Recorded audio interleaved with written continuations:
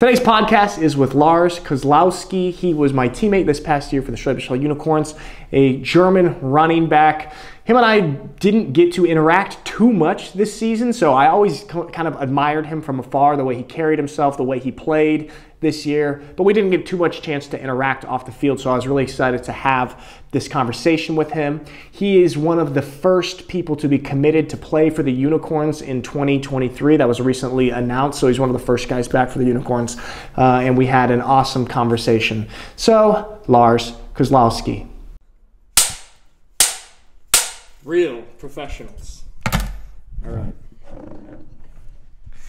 Lars, man. Welcome to the Imported Podcast. I'm excited to have this conversation with you because I feel like you and I obviously know each other and have played on the team together this year, but I feel like you and I haven't gotten much one-on-one time at all to really get to know each other, so I'm really excited to have you on the podcast, man. Nick, thanks for this invitation. I'm excited. Yeah. I saw some. Let's get a good one. Ready to go? So first thing is I want to talk about is your football career. This was your first year playing for the Schwäbisch Hall Unicorns, but you obviously had a football career before that. Can you talk to me about when did you start playing football and the progression of your whole experience? This is a great question for all of you out guys right there. You have to listen because this was special. Like one day back in the times, I think was 10 years ago now, my best friend came home and he gave me a call and said, "Hey brother, a classmate asked me if I want to join the ball bearings of my home team, my first team called ball bearings, because of the factories there." And I was like, yeah man, I was thinking about playing football. I was 14 years old. Okay. I tried a lot of sports, but never had like the hard sport which gave me so much energy.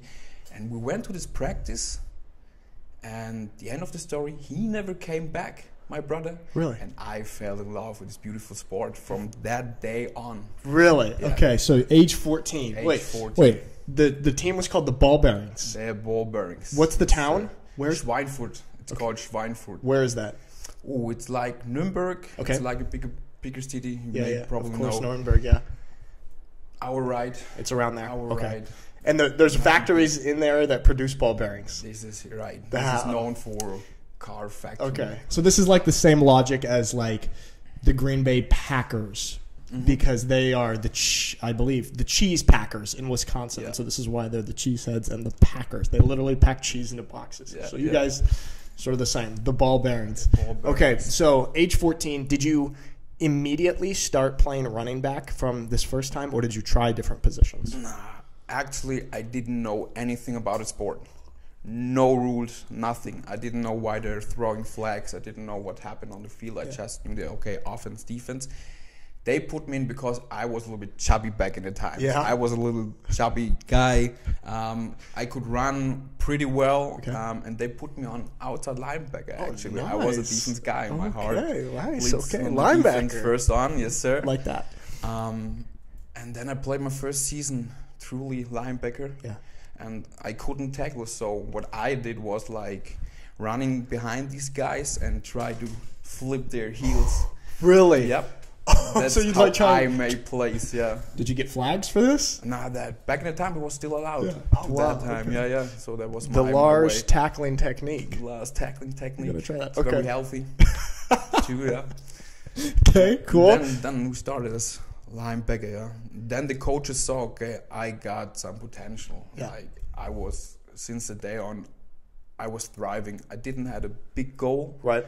From that day on, I just wanted to gain a muscle. I want to have a six-pack. That was my biggest goal back in the times. Hey, I've seen you in the gym. You've got a six-pack now. Sir, I reached some dreams. Hard-earned. Yes, sir. Attaboy. I made some, yeah. And then season to season, I think the next season, we didn't have a whole youth team. Okay. We were playing together with another town called Bamberg. It was just half an hour ride because we had two less youth players. Yeah, that's of a big course. point here in Europe. The football, it's growing way more, but back in the times, 2014, Yeah, it was not what it is. Yeah. thing. And so we had to play same team. We have to share. We call them the Main Vipers. Okay. Like the Bamberg team called Phantoms, Bamberg Phantoms. Yeah. Schweinfurt Ballbergs added was the Main Vipers. Okay. So the combined team. And we had to train in Bamberg then, and they put me on fullback then. Okay, fullback. So now you're on offense. Yes, sir. I switched a year. How did you like fullback? Yeah, the true position fullback, just going to blocking or just get the short, hard diving runs. Yeah. It was cool. Yeah. It was cool, but we know the blocking guys, they are not that big surprising on the TV, like the viewers, they want to see the playmakers. It's not glamorous. Right. It's dirty work. That's what fullback is. Yeah. It's dirty work. But I loved it. I had a halfback, my tailback, we was like, he called Ken, and both, we had a nickname in the whole league. Yeah. We created a nickname. I was Machine Larry. Okay. And Cutter Ken. He was the, like Mikey, like the shifty, speedy guy, and I was like just a machine running into. They had at USC a few years back, University of Southern California, they had a running back combination, basically, and they called them Thunder and Lightning. So it was sort of like this, because one of the dudes was really shifty fast, and one of the dudes was a little bit bigger, thunderous runner. So sort of a similar there. Okay, so then what are you now? You're in your age 16 or so. Okay, and you're starting. You've played football a couple of years. Right, 16. And at this point, you said you fell in love with it from the beginning, but at this point, is it starting to become something you feel like you want to pursue in a serious way? Right. Yeah. Right. And then the one day happened. I knew I need very good coaching. Yeah. I knew, and that was also the point. The coaching in our youth, everyone can be a coach in Germany, and like from the beginning on, we need a best practice. Not like compared to the States that we have the best coaches. We have some hobby coach. I will call them hobby part-time coaches who watch some videos, bring the knowledge, try to bring it to the people, to the kids. And then YouTube became my best friend. Oh, nice. And then that's why I'm wearing this beautiful shirt right here. This is actually as old like 2016. How did you get that shirt, the Stanford football shirt? That's another point. I always was good with our American imports. Okay. Like we had some from the bases, from the army bases, and I told him, man, you play like you look, and we don't had like the chance to get good football equipment here in Germany because the popularity was still low. Less. And then these guys, I ordered it on eBay. Back in time, we could use the YPN.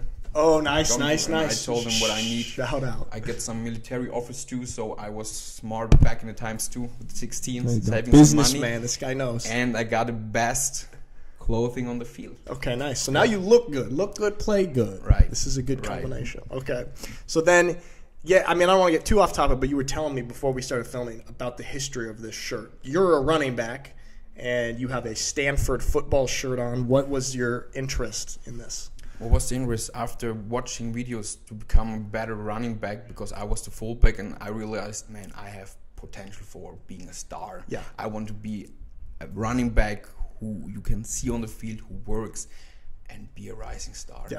And then I saw a wide running back, number 5 of Stanford, called Christian McCaffrey. Yeah. And from the first executive producer, there we go. Great movie, by the way. Thank you. I saw this guy, and he gave me so much hope. Yeah. That from that moment on, and I said, man, this is a white man playing like this.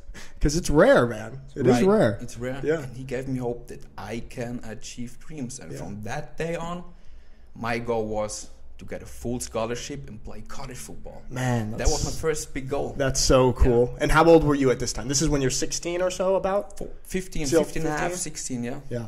Man, that's so cool. I mean, because you probably know that he was roommates with my brother and is like a family friend of ours, so that's really cool to see that he was so inspired. I know he inspires so many people, and to see someone out here in Germany from a small town in southern Germany where you're from to have that connection, it's so cool what the game can do.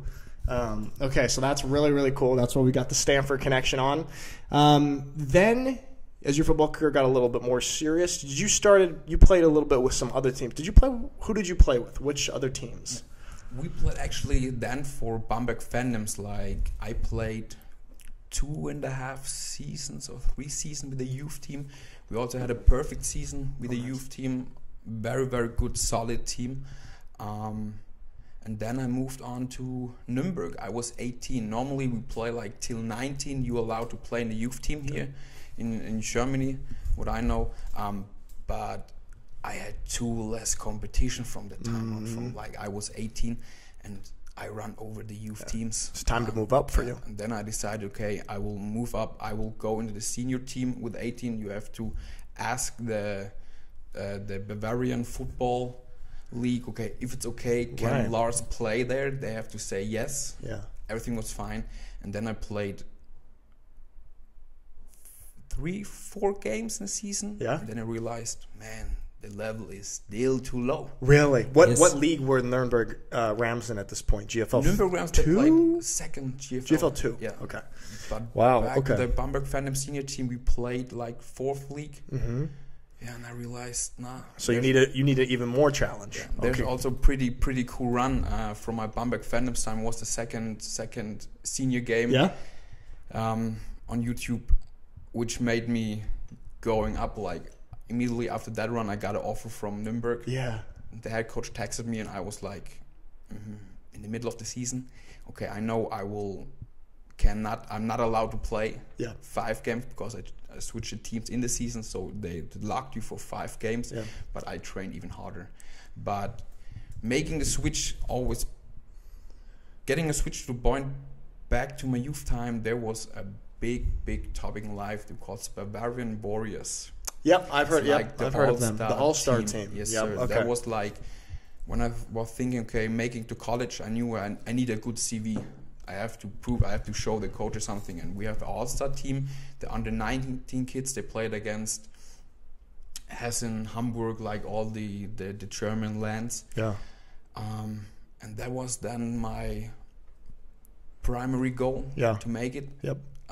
They cut me 3 times in a row because I wasn't that athletic. Yeah. I wasn't that type of player the coach had wanted. We had national players too, 1st and 2nd row. Yeah. I was 3rd and 4th.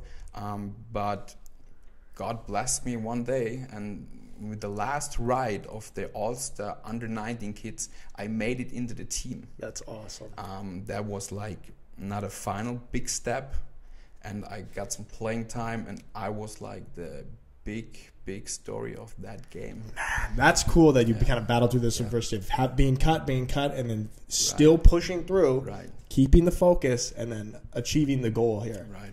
I really respect that, man. That's awesome. Mm-hmm. Okay, so then I know you ended up playing in Austria, correct? Right. Yeah. What other team you played? Yeah. What is the timeline? Because I know you played for Ingolstadt a little bit as well, and then in Austria before coming here. Okay. So what was the order of these? Bamberg. We moved to Nürnberg 2016. Yep. With the 5 games, not allowed to play. Yep. That was funny. I trained my ass off. Sorry for that. It's okay. We can curse.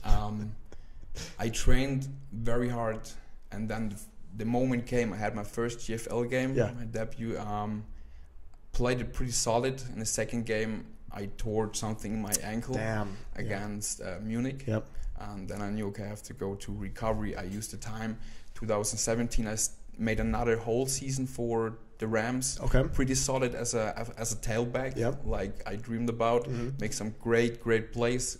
Got immediately an offer from Ingolstadt. Nice. And then I took since Nürnberg, I always spend at least 1.5 hours on the road to make it to practice. This is what I want to touch on a little bit, is because this sacrifice of what guys like you make to have a football career, to go to practice into games. Because for Americans, and I just said this in my podcast with Slack, because he was coming from Nuremberg area to Schwäbisch Hall.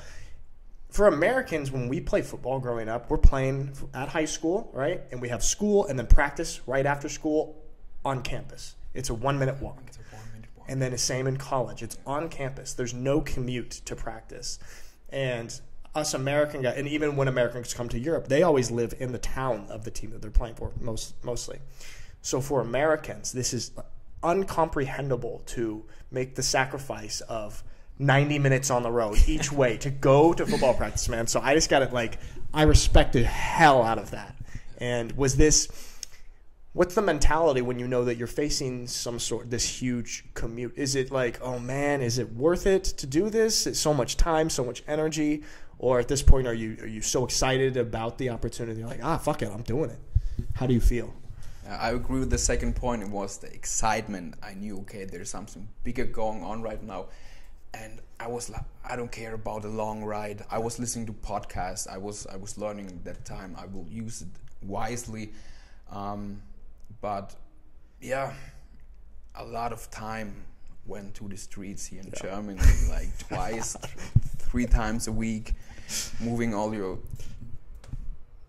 body to the practice, prepare everything, and then drive home after. After 2-hour practice. Yeah, because what time are you getting home?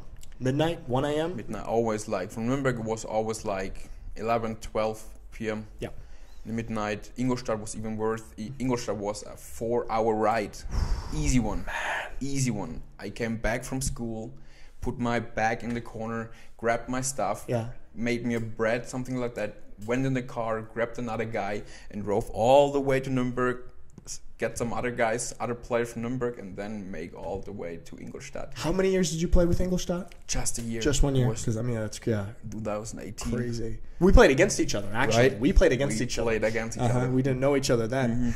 So actually, we have some history. Also in Nuremberg. Yeah. We had 200017 a friendship game. A practice game here. Yes, you're right. I will not say too loud. It was like 60-7 loss, a tie one. It's okay. It was a friendship. It was a friendship game. But then eventually, we got you here to the good side to play for the Unicorns. Yeah. Okay, so then you had this time in Ingolstadt, and then what was your time? You had a little time in Austria with the Graz Giants. Am I right? 2021. Okay.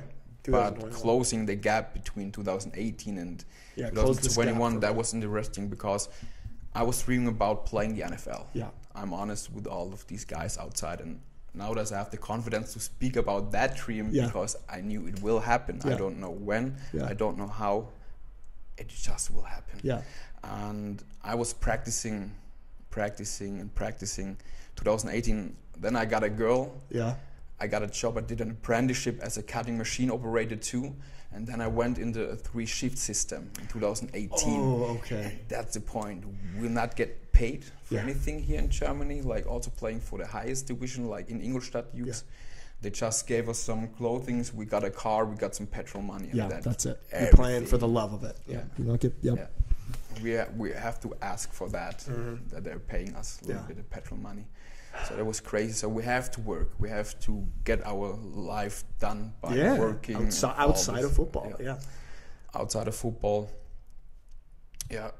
And that was a breaking point in my career because my body didn't get too much workouts. Yeah. I get fat a little bit. My body fell down. My motivation dropped down. 3 shifts. This is crazy. What is it? What are the time frames of the shifts that you're working? The first shift is like the early bird. I call it the early bird shift. It's like starting at 6, ending at 2 p.m. Okay. We have a second shift starting at 2, ending at 10 p.m. And the night shift is the worst. You're going to work by 10 p.m. and you're done by 6 a.m. in the morning. That's horrible, man. So how would it change every 3 days or something, or how often would you do the night shift? A whole week, starting on Sunday night. It's the beauty of Sunday night, going to work and ending Saturday morning. And your body is done. That's horrible. I lost motivation. Going to the gym, going to the field. I couldn't make it to team practice. I could make it like every 3 weeks to the team practice to Ingolstadt and playing on a high level, especially in GFL. You know what I'm talking about. It's too difficult to do this. It's too difficult. Yeah, man, it's too difficult. Okay, so that's a really extreme situation. How long did you have to do this working for? I did it straight after the apprenticeship, like 10 months. Yeah. 10 months, and then I decided go to study. Yeah. I would study because I have to go. I had to find a gate out of the system. Yeah. Yeah. And like my parents told me, okay, study, and of course all the people they were studying, so you also going like maybe the same way like the other guys. Yeah. I also got it. I found a girl. We moved together too. She wasn't a big supporter of football. No. There's no offense. Yeah, yeah. But it's just it's hard if you have somebody who doesn't see, like, why are you giving so much time to this? Why? What's the point? You know. Right. So if you guys are on the same page there, that conflict's not gonna help. Right. Yeah, man. So you have made some pretty damn sacrifices, or damn big sacrifices, and gone through a lot of shit to get to the point where you are today. I would say. This is why I was excited to talk to you, because I had no idea what your football path was, your football journey. Okay, well now, so those are some hard times with some ups and downs, basically. And now, this was your first year playing for the Schwäbisch Hall Unicorns. Right. Correct? Yeah. Right. Can you tell me how did you end up here? What was the process of you ending up as a Schwäbisch Hall Unicorn this year? Well, my dad told me since 5 years, man, get you to the Unicorns. Yeah. You will be successful. Yeah. But I didn't listen like a child is doing. We have to make our own experiences. We have to go our own path. And that's what he told me like 5 years ago. And also after our friendship game with the Nürnberg Rams and our game in Ingolstadt against Schwäbisch Hall. Yeah. Like always when we played against Schwäbisch Hall, it was different. Yeah. It was way different to play against this organization. Really? It was. What was it? In the locker room, we started in the locker room. It was different. It was silence. The team knew Schwäbisch Hall really rolling in. Yeah. Schwäbisch Hall, unbeaten team, great organization, best organization here in Europe. Yeah. Also youth program wise. So and you came up with a lot of confidence. You stepped out of the bus and was like, yeah. Mm-hmm. Yeah. Mm-hmm. This is interesting for me because I've always only been on the Unicorns team, and so it's interesting for me to hear the opposite side of what it's like to play against the team and how it's perceived. That's so interesting that your dad was telling you, hey man, check this out. You know, the Unicorns could be a good spot for you. So then so you had these games against the Unicorns, you continued to play for your other teams and stuff, and was it this off season, did somebody from the Unicorns contact you, or did you contact the Unicorns? You reached out? I was invited for a private workout with the Unicorns 2019 or 20 for the season 2021, right? I went here, I was very impressed, but I couldn't make it because it was like my girl was home and the distance, it was another 2-hour ride, and I decided 2019, okay, I will go to a located club. It was Würzburg, from Schweinfurt. Würzburg is like just half an hour ride. They played third league. Martin Hanselmann coached it. Actually, he was the head coach. Made it pretty well. And I decided to play safety. How'd that go? Did you bring back your tackling technique?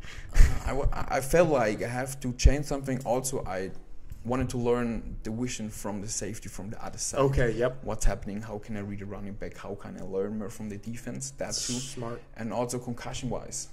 Yeah. Like I had some bigger concussions back in 2018. The hard thing of running back. I mean, the running back is the most, probably one of the most physical positions in football, and it's the most susceptible to injury because you are having intense contact every time you get the ball. Right. And so this is the most treacherous position. Right. And so, yeah, man, so you had some issues with that. Yeah. So then how did it go when you played safety this year? Actually pretty well. Yeah?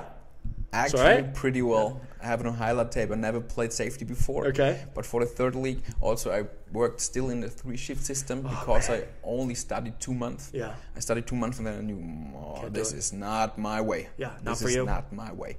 And then I wanted to become a police officer. Okay. Yeah. Oh man, yeah. We got some our defensive coordinator this past year has been a police officer. Yep. This is a good job in Germany as well. One, but it didn't take me to the time. It didn't? No. My German skills wasn't that good. It's not the path for you? Nope. Not the path for you? Not my path. You're finding your path. Okay, so then you did this workout, and then you ended up playing back at Würzburg, and then what happened this offseason that said, okay, finally, I'm moving to Schwäbisch Hall and I'm joining the Unicorns? How did this happen? I have to go back like 2019 because there was a critical point. I thought my career was done. Okay. Yeah. What happened? I thought, okay, I saw Wolf of Wall Street and I wasn't sure where's my path is going. Like job-wise, studying, police officer, there were so many decisions. Yeah. And then I saw the movie and then I knew I will become a big-time salesman. Yeah. And then I started, okay, I broke up with my girl because I knew she will help me back and I have to move forwards. I went to Munich, to the beautiful Ammersee. Yeah. And I went there to kind of same like Wolf of Wall Street, but without the ladies and the white stuff. Yeah. It was sales. Okay, a more wholesome Wolf of Wall Street. Right. Nice. I was selling communication packages. So we helped people making new contacts, selling their stuff and everything, and it was crazy time. Yeah. We worked like from AM till midnight, always on the phone and hey, what's going on? It was like the same energy. Did you like it? Did you enjoy it? I loved it. Really? It was high energy, like make the sales. I loved it. Then I went into the mental into the zone. Yeah, mental. So at this point, you're thinking, okay, this is my path. I'm done with football, sadly. Okay. Right. So then how did you end up getting back into football? After 1.5 years, I woke up and I said, nah, I'm not happy. Yeah. I'm not happy. And then I called my boss and I said, I will not come today. Yeah. I need some time for me. And I went out for a walk. And then I was thinking the question, man, Lars, I made so many decisions. I don't know, I'm 20, 21. I don't know what's going on. Yeah. What makes me happy? What is the most wonderful thing who fulfill my heart? Yeah. And the answer comes straight. It's American football. And then I say, okay, it's 2020, 2019, COVID started. Yeah. I was not sure what happened with who's playing. The ELF came up to the time completely new. I would think, okay, GFL is not playing. It was like 2021 February when I made a decision, and then I tried to find solutions. I looked up, okay, where in Europe can I play football? I have to go back on the field no matter what. And it was Finland and Austria. Yeah. These two nations, they committed to play a shorter season in 2021. And I used Euro players. Yep. I applied like to the whole Austria first league, to Finland. Yep. And only one answer came back. It was Graz Giants. Head coach loved me. Yeah. He said, man, he is impressed about my running style. He would love to have me here, but I count it as they have different rules. The Austrian guys. You'd be an import basically there? Yeah. If I'm not working there or studying there, okay, I would be counted as an import. But I was self-employed at the time, making the calls on the phones. So that was pretty easy for me because I moved down there. I just transferred my business to Graz. Oh, nice. And they count me as an Austrian player. Okay. But the answer that I'm counting as an Austrian player, I got this answer one day before our first game. But I moved there 1.5 months before to train with the team. So you're just going through all this training, practicing, hoping, like, I don't even know yet if I'm going to be able to count as an Austrian and if I can even play in this season. And you're practicing. Wow, man. How did it feel when you got the okay the day before, like, you're good, you counted as an Austrian? It was awesome. But actually, I went down to Austria with the mindset, it will happen.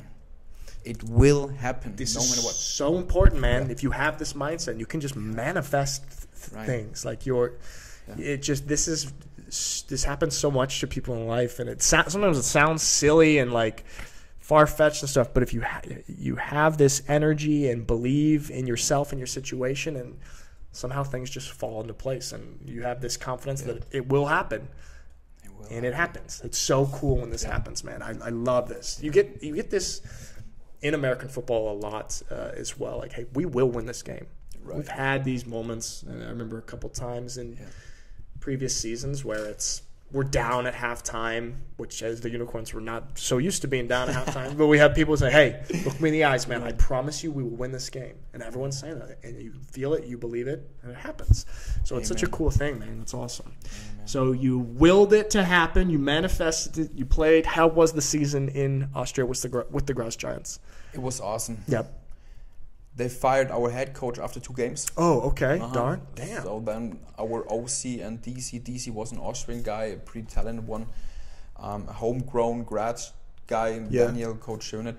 And we had an American offensive coordinator, Brandon. He played quarterback for the team and then switched to offensive coordinator. Cool. And they both were the head coaches. Also, they get an award for the coach of the year because we started with losing games.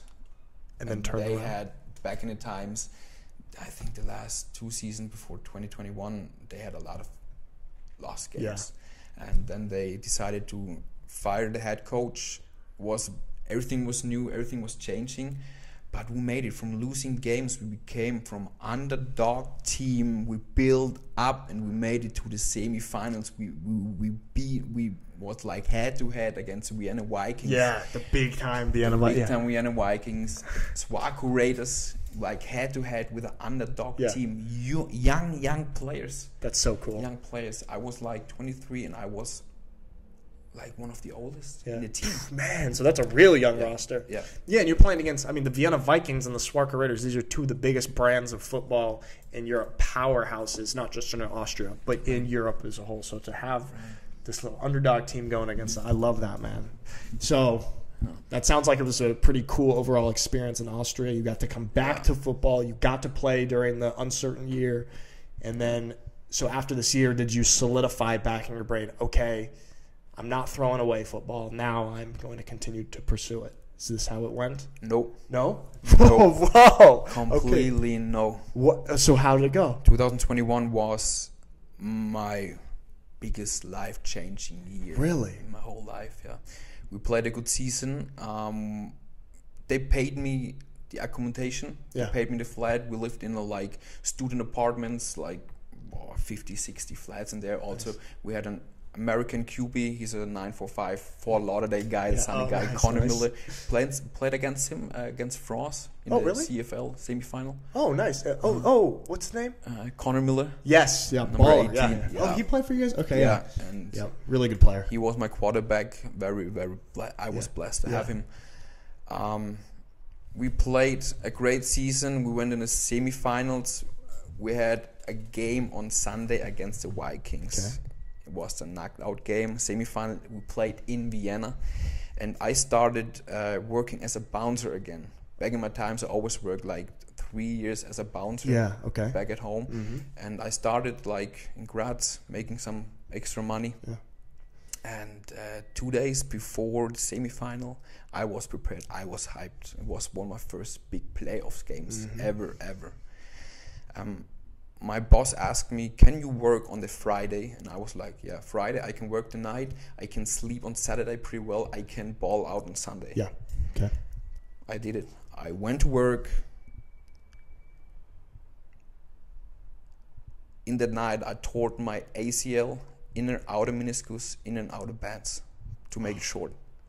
Yeah. Oh, fuck, man. Yeah, 48 hours before the semifinal. How did this happen? Doing the work. Yeah. There were some guys. They had a bachelor party and they were drunk. And I'm a very good guy. You know me. Yes, I can attest for this. I'm not a fan of using violence. I'm a communication guy. Yes, it always worked. And that night they grabbed the ladies and everything. I said to them 3-4 times, guys, please, we all want to have a great night, but calm down, easy, enjoy bachelor party, let the ladies okay. But they didn't, and then I had to pack one of these guys and I had to bring him downstairs. The problem in this place, the spot, the club where I worked, it went down like 30 stairs. I had him in my arms, stand on top of the stairs, looked down. I was like, holy Mother Jesus, how can I bring this dude down? Yeah.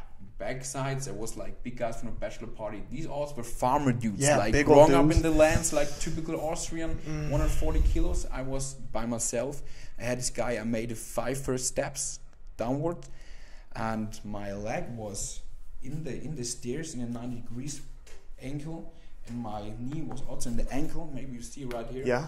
And I had a guy, and he started jumping downstairs, and he, with his shoulder, he got my knee, and I felt it immediately. Something felt wrong. I put up my knee, and it was just whipping.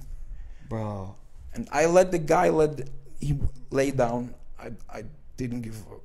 I don't care. Yeah, you're like, I oh, saw shit. this, I felt this, and the next thought was Sunday football game. Dude, that's heartbreaking. Yeah. That's heartbreaking. Yeah. Oh my gosh, man. That was the game-changing moment. Oh yeah, that's absolutely Yeah. a just colossal, huge moment. Man, I had no idea. So, geez, man. So it's going through your head? This, you feel it pop in your knee. I mean, I know I've had those knee things. You feel it right away, man, and you feel it. Away. So you knew right away, and then immediately you just, oh fuck, man. That's horrible luck. Right. That's horrible luck. Yeah, right. I called it bad luck. Yeah. I called it bad luck from this day on. Man. So after this happens, you obviously can't play in the game. Where's your head at this point? What's the mentality? Are you just devastated? Fuck. Such bad luck. What are you thinking? To that point, I didn't know that it was bad luck. It was my first big injury on the knees. Yeah. And it was different. I was hoping, actually, straight after it happened, it happened like 1 a.m. in the night. Okay. And I finished my work till 7 a.m. in the morning with this knee and everything. And I was hoping, I was making exercises, and I was hoping, it's fine, easy, it's well down, everything's fine, I can play on Sunday. No problem, Lars. No problem. But I made it to the hospital in the morning. They put me in the x-ray, and they said, there's something bigger. And then give me a brace.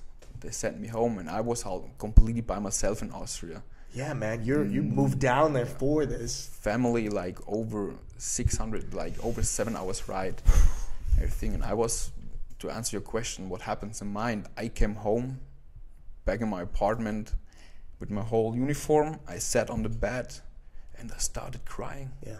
I started crying, and Nick, I don't know, my thoughts, there was so much going on. There was so much, and I didn't know that I can come back stronger. Mm-hmm. And from that moment on, was like, okay, football is gone for another time. Man, that's some heavy shit, Lars. Yeah. I had no idea, because you had this knee injury at the beginning of our football season this year. This was this knee injury? Yeah. I came straight from rehab.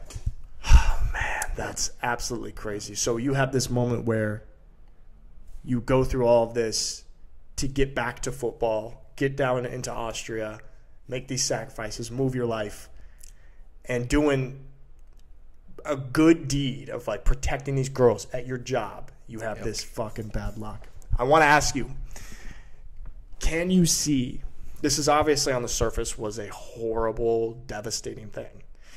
When you zoom out and look at your life from now, can you see it as a positive thing in any way?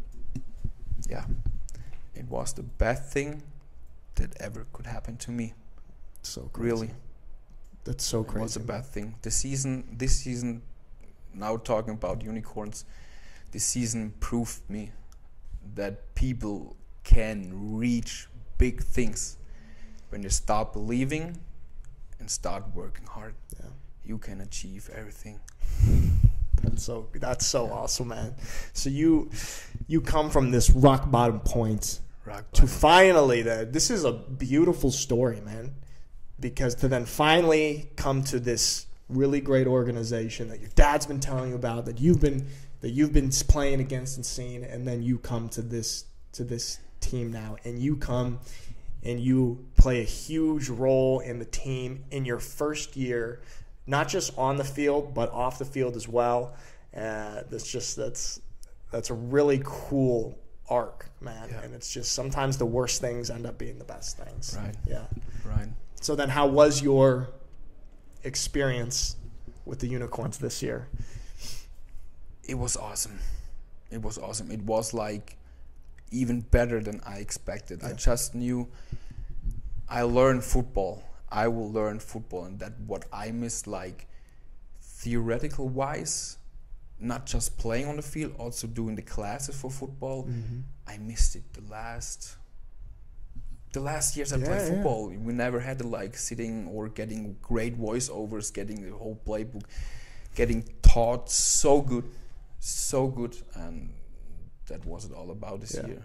Man. Getting the best version I can be on this field, and I didn't expect that I can run the ball that well. I created a complete different running style than the years before.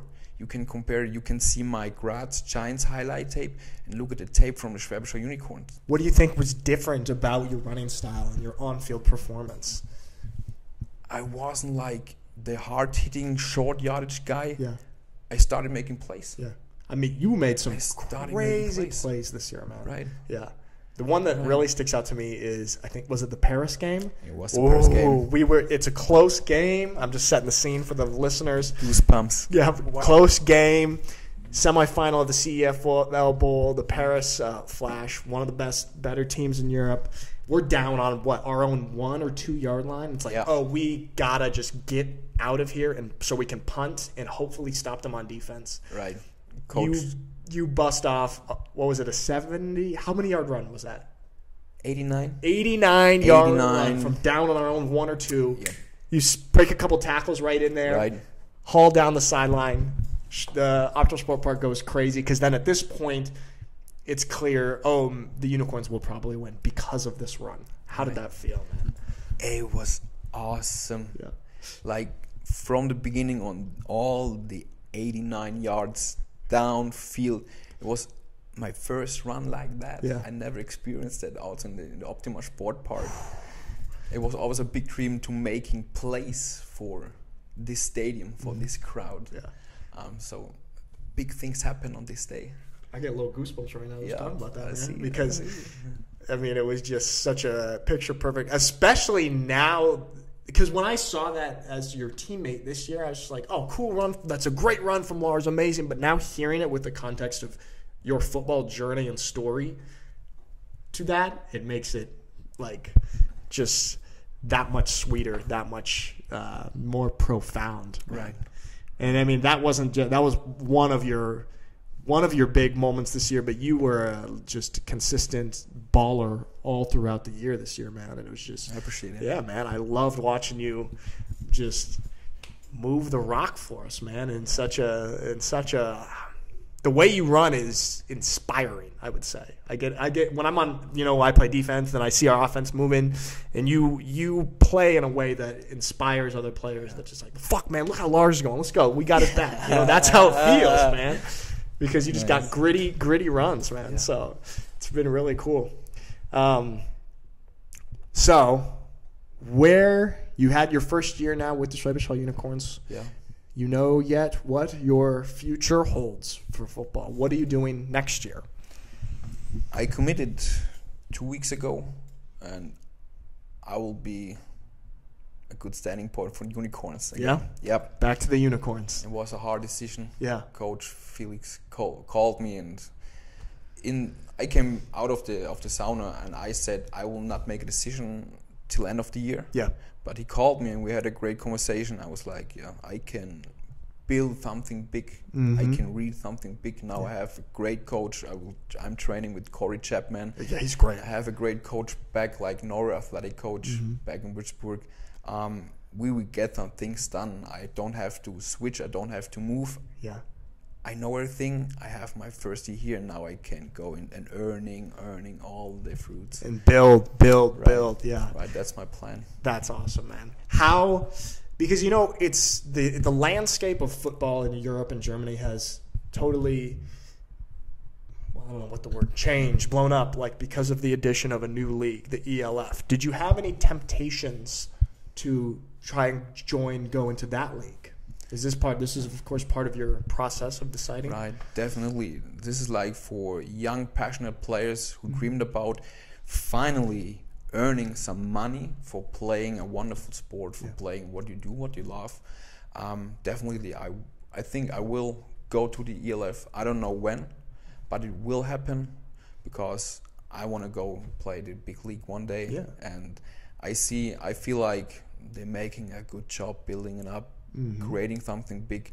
So when they reach their goals, what they're talking about, making a full pay league, this is awesome. Yeah, someday. This is awesome, yeah. And for now, you get another year in Schwäbisch Hall with the Unicorns to keep showing what you can do on the field. And also adding, I'm proving, Yeah. But I will not tell it right now. You will see it next season. Nice. There's something big coming up, ladies and gentlemen. So follow Unicorns and see what happened definitely there. That's awesome, man. Lars, thank you so much for coming on the podcast, man, talking to me. I really enjoyed it, man. I'm so glad that I got to hear your story. Thanks a lot, man. Same here. Thanks for this. Yes, sir. All right, guys. Thanks for watching.